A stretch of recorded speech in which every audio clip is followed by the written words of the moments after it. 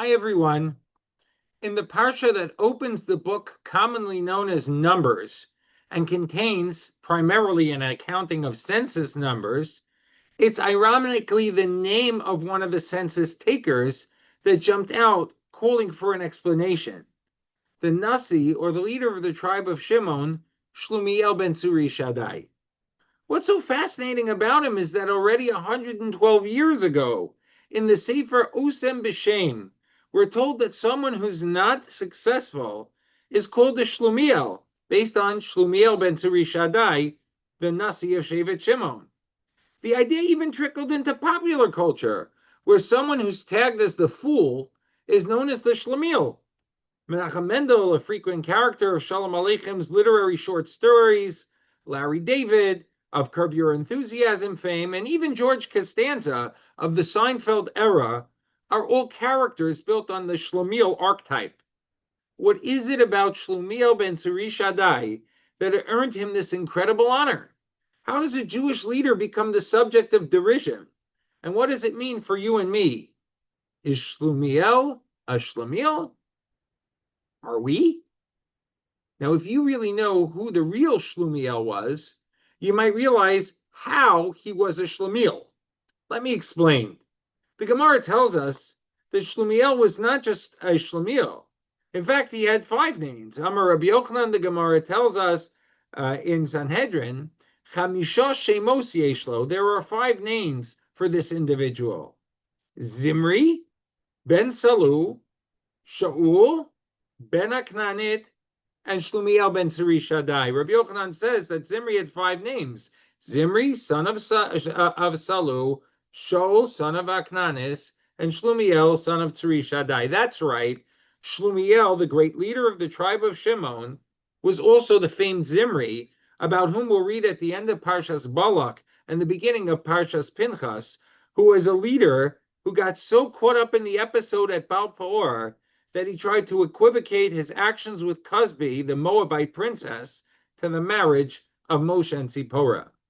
Pinchas, as you may recall, handled the rebellion by destroying Zimri and Cosbi, which led to the end of a plague that cost the Jewish nation 24,000 precious Jewish souls. In fact, the Maharal and the Orach Chaim HaKadosh both note that Zimri was a bad seed who tried to justify his inappropriate behaviors and desires. Yet how does a bad seed, somebody who's rotten at the core, become Hashem's choice to lead the tribe, as he's chosen to do in our Parsha? Perhaps we might suggest a different view about Shlumiel. The Avnei Nezer suggested that in the same way that Tamar, Yehuda's daughter-in-law, acted l'shem shamayim for the sake of heaven, so did Zimri.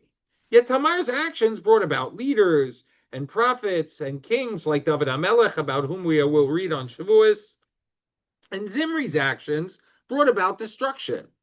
The difference? Tamar's actions were without interference of the Yetzer Hara, says the Avnei Nezer, but Zimri got tripped by his. How? How'd he get tripped? Because he was a Shlomiel. You see, the Shem Mishmuel, not to be confused with Shlomiel, explains that Zimri saw his own Shevet caught up in the Mali. He rudely challenged the Kedusha of the leadership, as they were doing, and they were addicted to the drug of the Yetzer Hara of Zanus, of licentiousness, that overtook their hearts and their minds. And Shlumiel realized that there was going to be a danger and also a need for leadership for this wayward path. So Zimri chose to lead them as a captain and go down with his ship. He thought he would heroically stay off their demise in the process, that there was supposed to be safety in the numbers, and chose to lead them, even if it meant leading them away from the Torah leadership of Moshe and Aaron. Not only was Shlumiel's mistake foolish, it led to a massive death of 24,000, and almost even more. In essence, he failed to learn the lesson of his own name and that of his predecessors. He was called Shlumiel ben Tzuri Shaddai, literally translated as Hashem completes me. Son of Hashem is my rock. When a leader remembers that his or her role in life, or when a person, you or me, know that our purpose in living is to do the will of Hashem, that serves as an anchoring rock, the tzur, that keeps him in the calm waters, even amidst the storms of life. When one remains Shlumiel ben Suri Shaddai, his name and his calling is a constant reminder to maintain personal integrity, especially in a world that seems to call upon each and every one of us to publicly focus on Zimri, on my music, my name, to the exclusion of any higher purpose.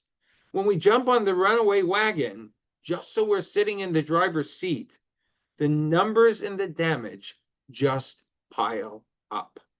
When Zimri Shlumiel might have died at the hands of Pinchas, the legacy of a Shlumiel, a person who's foolish and misguided and sells his integrity just for the right numbers, whether it be in influence and followers and likes, or in the case of a Harvard professor whose expertise was in the study of dishonesty and yet lost her tenure and her $1 million a year salary this week for falsifying data in those very studies on dishonesty, it continues to exist.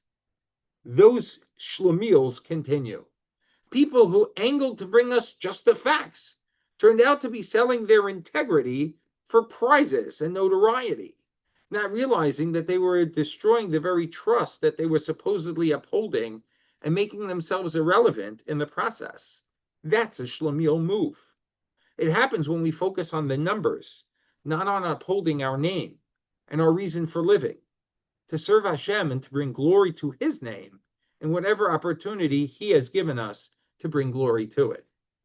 Sefer Bamidbar opens with a call to a census, yes, but it does it b'mispar shemos, as a number of names.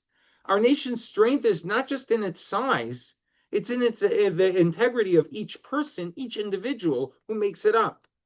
So the next time you're tempted to go ahead and trade your convictions for convenience, to bend the truth just a little for that bigger deal, that greater kavod, or that click of approval, remember Shlumiel. Remember the leader who had the potential to rise to greatness, but forgot Suri Shaddai, the source of his strength. Don't be a Shlumiel.